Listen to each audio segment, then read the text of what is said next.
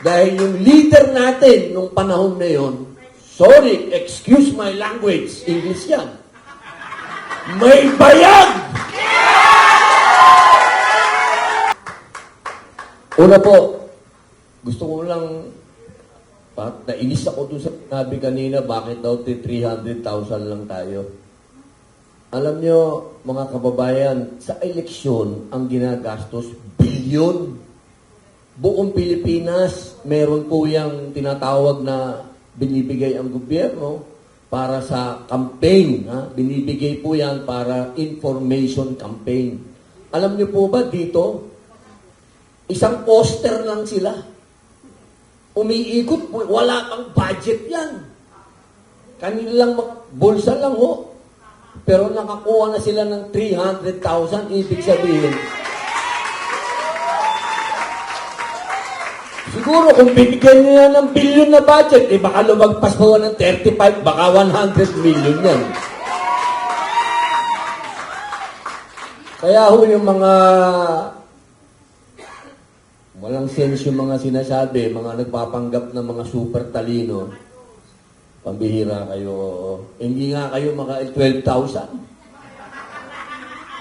Eto, ilan lang? 4 months?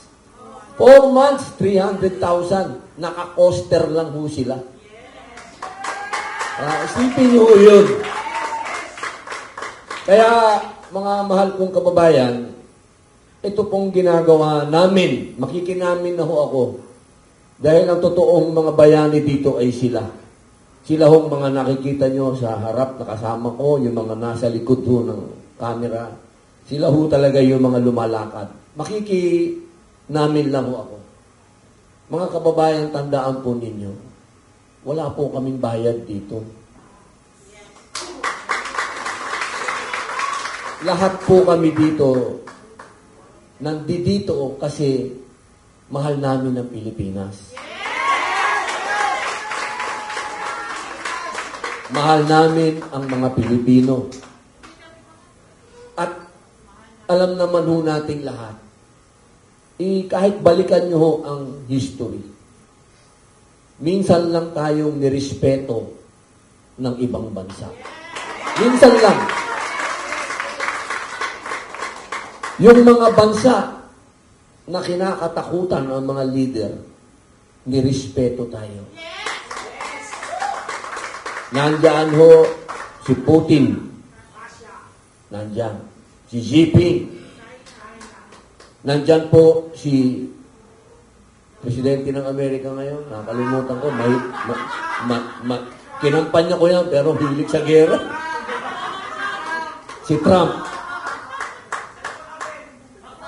Yung mga leader na yan, ang ipinakita ho niyang respeto sa atin dahil kay Digong.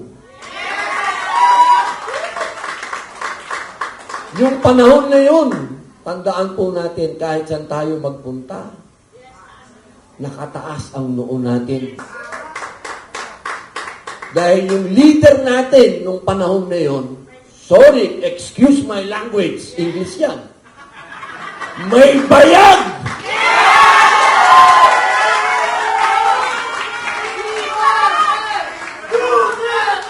Duterte! Duterte! Duterte! Kaya po, mga mahal kong kababayan, huwag niyo kaming husgahan na kami ay bayad dito o pumapapil. Hindi po. Kami po ay nagbabayad lamang ng utang na loob kay Digong. Dahil noong mga panahon na yun, napakasarap maging Pilipino.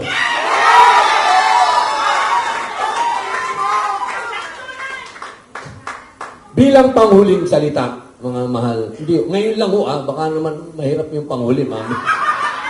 Para lang ho dito. Minamalat na rin ako, kakasigaw pa. Bilang panghuling salita, mga kababayan, tandaan po natin, si Digong ay isang Pilipino na ikinulong sa ibang bansa.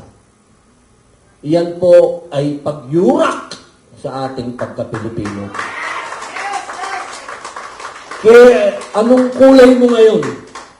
Kay dilaw ka, pink ka, pula ka, o itim ka.